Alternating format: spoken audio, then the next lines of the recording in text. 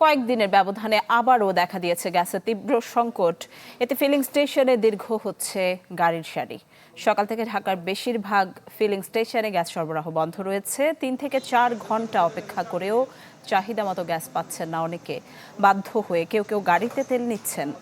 Pump কর্তৃপক্ষ বলছে গ্যাসের চাপ কম থাকায় বিক্রি কমে গেছে, ফলে তারা আর্থিক ক্ষতির মুখে পড়ছেন।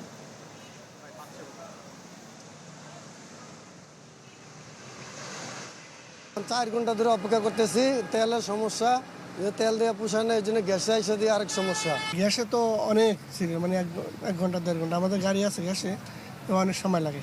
আমরা যারা ড্রাইভার আছে বিগত প্রায় 3 সপ্তাহের উপরে আমরা এই ভোগান্তির ভিতরে আছি। আসলে অনেক দীর্ঘ লাইন, ঘাটতি বা এটা থেকে তো আমরা বের হতে পারতেছি না। আর আসলে এটা থেকে আমরা কবে বা কি হবে মানে সঠিক সিদ্ধান্ত এখনো পাচ্ছি না।